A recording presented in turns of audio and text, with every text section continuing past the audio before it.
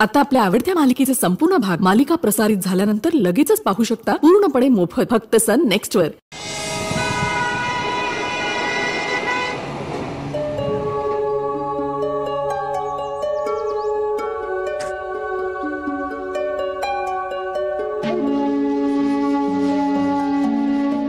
काय झालं? का बोलवले मला इथे? हे बघा, तुम्ही अर्पिताच्या मावशी आहात म्हणून मी इथे आलोय। महत्त्वाचं बोलायचंय तुझ्याशी। आणि फक्त तुमच्या वयाचा आणि अर्पिता सोबतच्या नात्याचा मान राखतोय म्हणून मी इथे आलो, नाहीतर मला तुमच्याशी इतर कुठल्याच विषयावर बोलायचं नाही।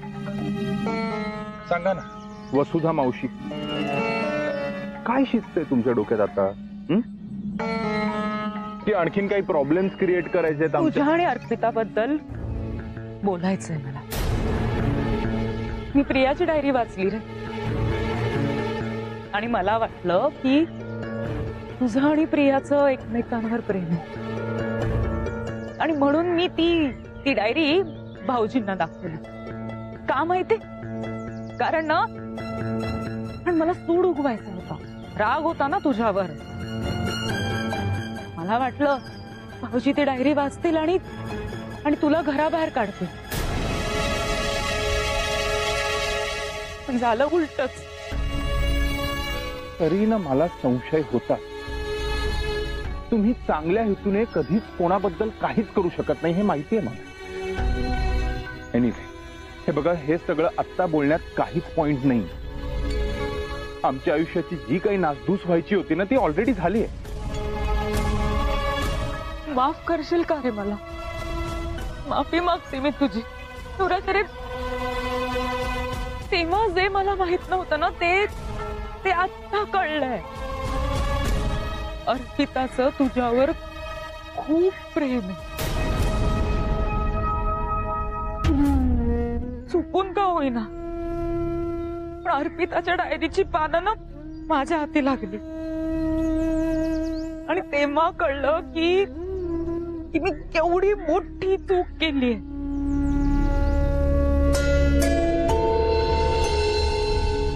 तुमचं एकमेकांवर प्रेम आहे, एकमेकांसोबत जगण्याची स्वप्न बघितली आहेत तुम्ही। नव्हतं रे माहिती मला, खरं सांगते, मला नव्हतं माहिती। ती मुलगी अर्पिता तिच्या बहिणीसाठी, बाबांसाठी जो स्वतःच्या प्रेमाचा त्याग करायला निघालीये ना, ते कळल्यावर तर मी जागच्या जागी थिजून गेले। कळेच ना मला कसं समजावू या मुलीला। बघ, मला नव्हतं रे तू आवडत, राग होता तुझ्यावर, मान्य आहे मला, पण अरे अर्पिता माझी शुभीताईची मुलगी आहे रे। माझं असं जे कुटुंब आहे ना, त्यातली एकमेव व्यक्ती आहे ती। त्यामुळे ना त्या मुलीसाठी मी वाटेल ते करेन। आई विना वाढलेली पोर आहे रे ती। तिला या जगातलं सगळं सुख मिळायला हवं, जे तिला हवंय ना, ते तिला मिळायला हवं। आणि तू जर तिचं सुख असशील तर तुझं आणि तिचं लग्न व्हायलाच हवं। मी त्यासाठी प्रयत्न करेन, मी आहे तुमच्या सोबत। नाही वसुधा मावशी, तुम्ही कधी कोणाच्या चांगल्याचा विचार कराल यावर विश्वास नाही आहे माझा अजून। माणूस आहे रे मी, माणसं बदलतात ना रे। मी प्रतिशोधामागे धावले, मान्य आहे मला, पण मलाही एक संधी हवी ना रे। प्रेमासाठी मी काहीच करू शकत नाही का? तुला माहितीये, मला जेव्हा हे सगळं कळलं ना, तेव्हा मी स्वतः भाऊजींना सांगायला गेले होते। खूप प्रयत्न केले, खूप, पण अर्पिता मध्ये आली, तिने अडवलं मला, आणि तिने धमकी दिली की मावशी तू जर सगळ्यांना सांगितलंस ना तर ती तिच्या जीवाचं काहीतरी बरं वाईट करून घे. सीताने मला सुद्धा हीच धमकी दिली, म्हणून मी अजून शांत बसतोय आणि त्या लग्नासाठी तयार झालो. मग आपण थांबवूया हे लग्न. आपण थांबवूया हे लग्न. आपण दोघं मिळून प्रयत्न करू. अर्पिता आणि तुझं लग्न व्हायलाच हवं.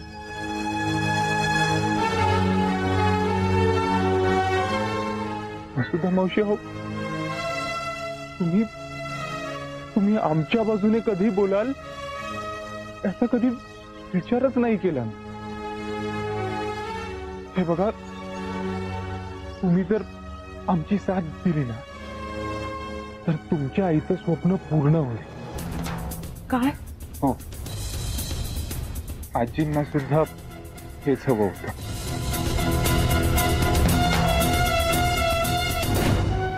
छान आहे तुमची जोडी. लवकर लग्न करायचं, कळलं?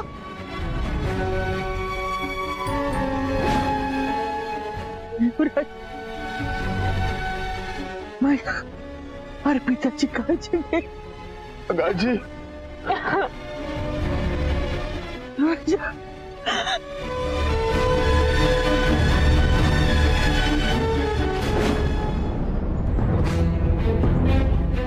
तेव्हा घरी जाण्याआधी आजीने आम्हा दोघांचे हात एकमेकांच्या हातात देऊन आम्हाला आशीर्वाद दिला.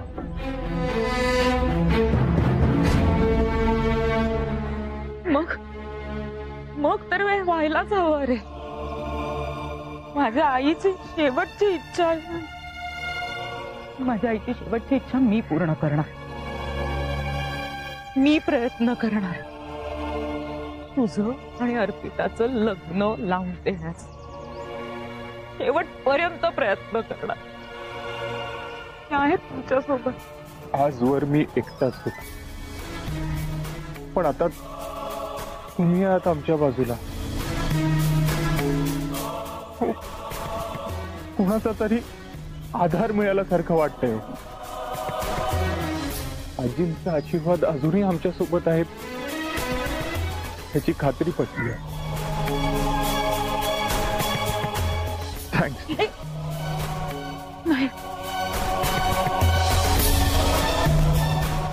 माझ्यासारख्या उलट्या काळजाच्या बाईल तू पाया पडतोय, तिला एवढं मान देतोय. मला एक कळलं, मान ना असा ओरबाडून नाही मिळत. तो प्रेमाने कमवावा लागतो. शुभीताई नंतर अर्पिताचे माझ्यासाठी. माझी मुलगी आणि ती माझी मुलगी म्हणजे तू माझा जावई. आता माझं एकच ध्येय, तुझं आणि अर्पिताचं लग्न.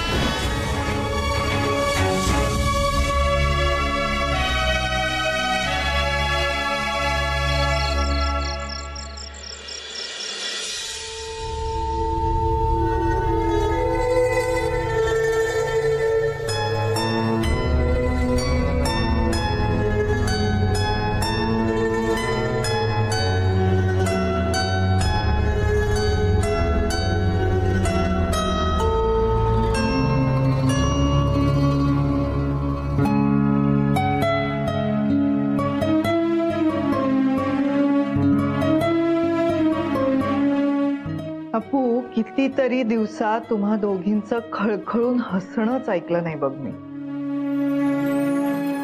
का माहितीये? कारण तू सतत इथे स्वतःच्या रूम मध्येच असतेस. काहीतरी मनात चालू असतं, कुठल्या तरी विचारांमध्ये असतेस. काय झालंय तुला कोण जाणे. आई अगं असं काहीच नाहीये. उदासी लपते का? नाही लपते. आजकाल कशाचाच आग्रह नाही. आई मला कॉफी दे, केसांना तेल लावून दे, माझ्याजवळ बसून माझ्याशी गप्पा नाही, काही म्हणजे काही नाही. असं एवढं काय चालू आहे तुझ्या मनात जे तू आईपासून लपवतेस? माझ्या नजरेला नजर मिळवून माझ्याशी बोलतही नाही. काय झालंय अप्पू?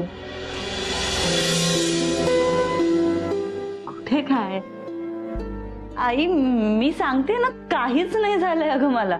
मी तर खूप मजेत आहे.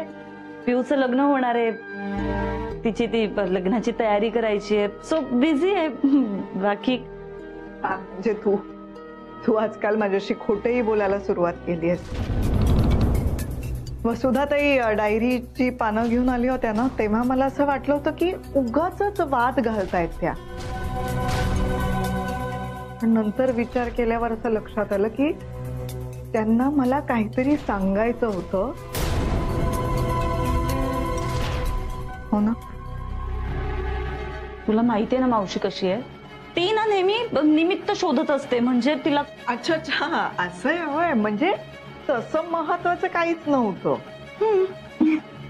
मग दाखवून टाक ना मला, काय लिहिलं होतंस त्या पानांमध्ये? आई अगं मी ना ती पानं फाडून फेकून दिली. मी त्या कविता केल्या होत्या ना, खूपच पोरकट होत्या, नाही आवडल्या, म्हणून मी फेकून दिली ती पानं फाडून. आता तर माझी खात्री झाली आहे, तू नक्की माझ्यापासून काहीतरी लपवतेय. तुला माहितीये ना अप्पू, तुझा चेहरा, तुझे डोळे मला वाचता येतात. कळतंय ना तुला? तू नक्की कुठल्या तरी टेन्शन मध्ये आहेस, पण मला सांगायचं नाहीये.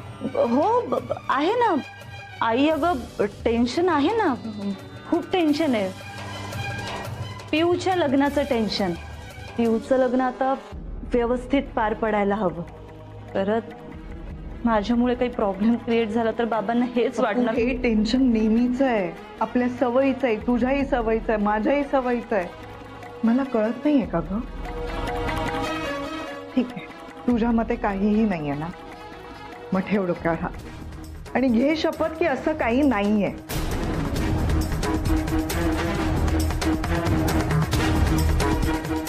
काहीतरीच काय गाई तुझं. कुठल्याही अशा छोट्या गोष्टीसाठी मला तू तुझी शपथ घ्यायला लावतेस. काही या मी काही शपथ घेणार नाहीये तुझी. शपथ घेत नाहीयेस कारण तुला खोटं बोलता येत नाहीये. ठीक आहे, काहीतरी झालंय पण तुला नाही सांगायचंय कारण मी तुझी सख्खी आई नाहीये ना.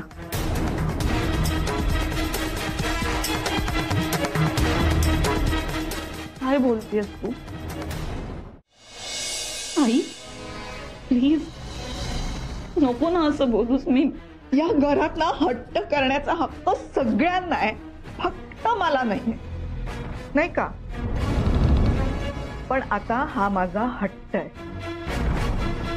तुला काय झालंय हे सारखं सारखं मी तुला विचारणार नाहीये कारण मला माहितीये त्याचा तुला त्रास होणार आहे. पण म्हणून हे सगळं सोडून देणार नाहीये मी, विसरणार नाहीये. तुझ्या मनात काहीतरी चालू आहे ते तू ना मला सांगतेस ना घरातल्या कुणालाही. पण ते जे काही चालू आहे ना ते काय आहे हे मी स्वतः शोधून काढेन.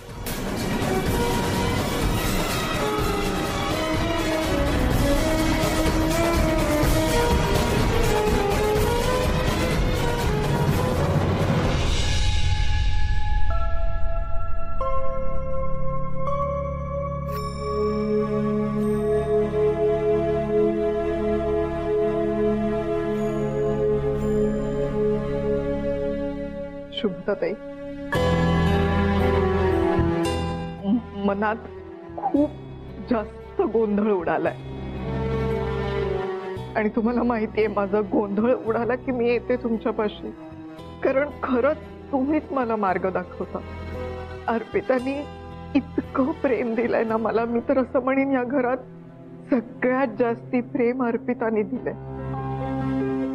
लहानपणापासून आजवर तिने अशी कधी संधीच दिली नाही मला की माझ्या मनात असं येईल की मी तिची सख्खी आई नाहीये. पण गेल्या काही दिवसात आमच्यात अंतर निर्माण झालंय. का कसं काय झालंय मला खरंच माहित नाही, पण अप्पूला कशाचा तरी त्रास होतोय. तिला ती दुःखात आहे, मला कळतंय, पण ती सांगत नाहीये हो मला, अजिबात सांगत नाहीये. अप्पूचं लग्न व्हावं असं मला मनापासून वाटतंय. मला मान्य आहे एका मांडवात दोन्ही मुलींची लग्न नाही होऊ शकत, पण नंतर तरी वसुधाताई मला म्हणतायत की प्रियाचं लग्न झालं तरी सुद्धा अप्पूला लग्न करायचं नाहीये. हा काय विचार आहे तिच्या मनातलं मला माहितीच नाही. मला खूप भीती वाटतेय.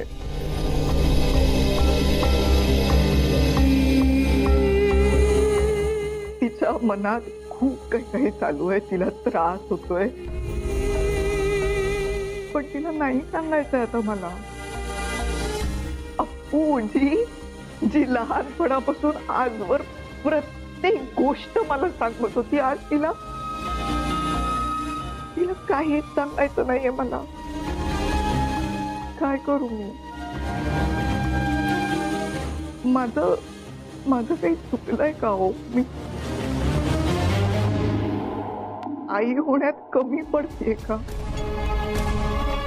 तुम्हीच मला सांगा. मला अप्पूकडे असं नाही बघवतंय. मला मार्ग सुचू दे. तुम्हीच मला मार्ग दाखवा.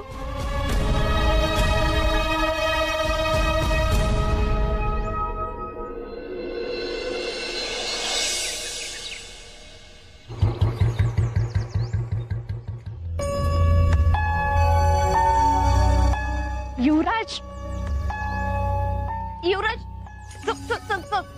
चल मला तुझ्याशी बोलायचं. प्रिया काय आहे? चल चल प्रिया बस इथे, मला तुझ्याशी बोलायचंय. काय? मी इथे सरांना कामासाठी भेटायला आलो, मला तुझ्याशी बोलायचं नाही. युवराज आता काम बिन सगळं सोड, आपलं लग्न होतंय. आज ना मेहंदी आहे, फर्स्ट फंक्शन. मला तर ना खूप घाई झालीये. कधी एकदा तुझ्या नावाची मेहंदी माझ्या हातावरती रंगते ना, असं झालंय. प्रिया मला नाहीये इंटरेस्ट या सगळ्यात. बरं मेहंदीच नाहीये तर हनीमून? सांग ना युवराज, आपण कुठे जायचं हनीमूनला? हे तू ज्याच्यासोबत हनीमूनला जाणारस ना त्यालाच विचार. स्वतःच्या बहिणीच्या दुःखाचा जरासाही विचार करत नाहीस का ग तू? सांग ना युवराज, आपण कुठे जायचं हनीमूनला? हे तू ज्याच्यासोबत हनीमूनला जाणारस ना त्यालाच विचार. स्वतःच्या बहिणीच्या दुःखाचा जरासाही विचार करत नाहीस का ग तू? साधी खंत नाही, गिल्ट नाही, फक्त हनीमून हनीमून. अरे पण अप्पू रे खूप खुश आहे आपल्या लग्नाबद्दल. हो हो, हे तू मला सांगतेस आणि मी ते मानायचं? अर्पिताच्या मनात काय सुरू आहे हे मला माहिती. युवराज आपण हनीमून बद्दल डिस्कस करतोय आणि त्यात तू अप्पू ताईला का मध्ये आणतोस? हे बघ, माझा मूड ऑफ करू नकोस. तुझं डोकं ना खूप गरम झालंय. आपण एक काम करूया, लग्नानंतर आपण थंड हवेच्या ठिकाणी फिरायला जाऊया. युवराज युवराज अरे हे असे लग्नाआधीचे क्षण परत आपल्याला अनुभवायला मिळणार आहेत का? बरे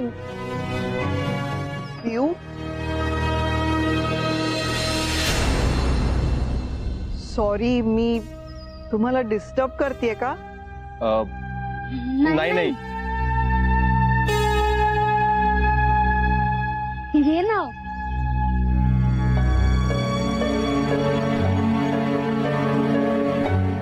मला तुम्हा दोघांशी महत्वाचं बोलायचंय. बोल ना. मला माहितीये बाबा खूप एक्साइटेड आहे ना आमच्या या सगळ्या हनीमून आणि नाही, अर्पिताचं कोणावर प्रेम आहे का?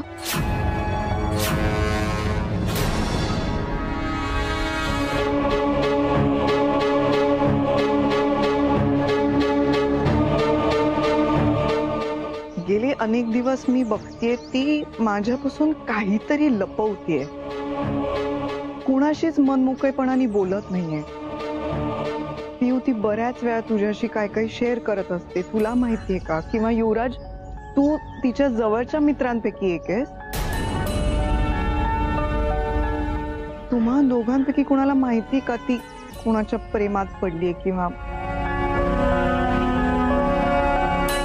हो, अर्पिता कधीच कोणाशीच काही शेअर करत नाही. म्हणजे तुम्हीच विचार करा ना, जेव्हा तिचे बाबा तिचा तिरस्कार करतात तेव्हा तिला काय वाटतं हे सुद्धा ती कोणाला सांगत नाही. स्वतःच्या प्रेमाबद्दल स्वतःशी तरी बोलत असेल, आय डाऊट. पण तुम्हाला जर असं वाटत असेल ती कोणाच्या तरी प्रेमात पडलीये तर असं असेलही कदाचित. तरी ती कोणाला काही सांगणार नाही, कारण तिला माहितीये की तिच्या बाबांनी तिलाच एक्सेप्ट केलं नाहीये, तिच्या प्रेमाला काय करणार आहेत ते एक्सेप्ट. एवढ्या ठामपणे बोलतोयस म्हणजे तुला काहीतरी माहितीये. हो, असं काही नाहीये, तुम्हीच विषय काढला ना म्हणून मी व्यक्त झालो, बाकी काही नाही. आणि तुम्हाला जर असं वाटत असेल ती कोणाच्या तरी प्रेमात आहे तर तुम्हीच विचारा ना तिला. मी विचारलं नसेल का युवराज? मी विचारलंय अनेक वेळा, पण ती काहीच कुठल्याच बाबतीत काही सांगायलाच तयार नाही. तर काय करू? पिऊ, तुला काही माहितीये का? तुझ्याशी बोललीये का? नाही ग, मला काहीच माहिती नाहीये. पिऊ, माझं एवढंच म्हणणं आहे की तुला जसा चांगला जोडीदार मिळालाय तसाच उत्तम जोडीदार अप्पूलाही मिळावा. आता जर ती असेल कुणाच्या प्रेमात पडलेली तर चांगला मुलगा असेल तर आपण आनंदाने लग्न लावून देऊ की तिचं. काहीच हरकत नाहीये, पण कळलं तर पाहिजे की ती कुणाच्या प्रेमात पडलीये का काय आहे ते.